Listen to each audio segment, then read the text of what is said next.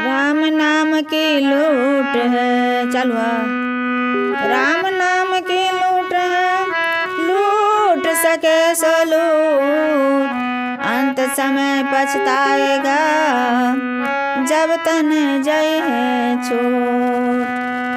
गुरुदेव स्वामी की जय।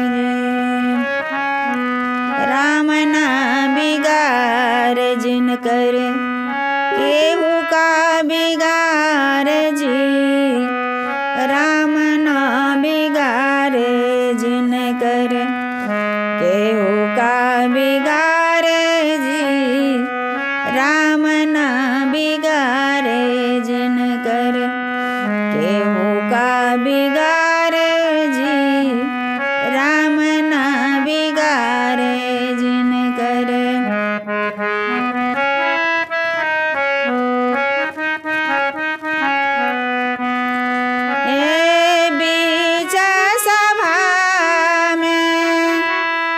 द्रौपदी पुकारे जी, खैंचत चीर,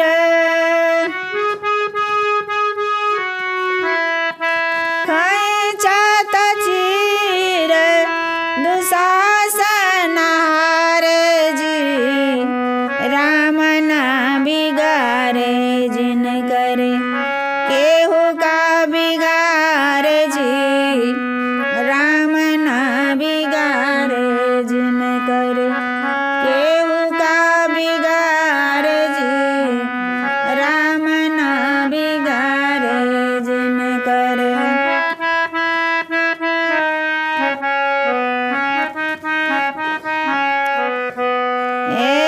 भक्त प्रहलाद जी पर फेरल बा नजरिया जी, जलता अग्निया से, जलता अग्निया से लिहले उबारी जी, राम ना बिगाड़े जिन करे केहू का बिगाड़े जी, राम ना बिगाड़े जिन करे।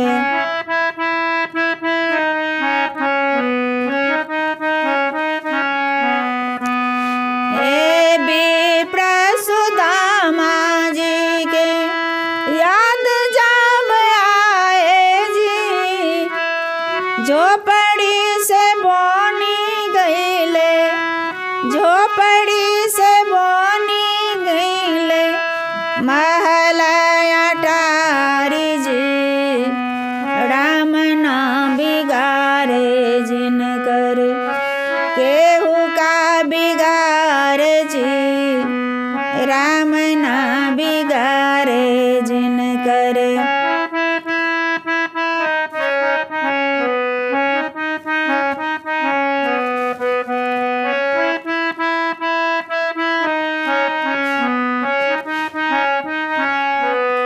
कहथिन कबीर गुरु सुनो भाई साधु जी,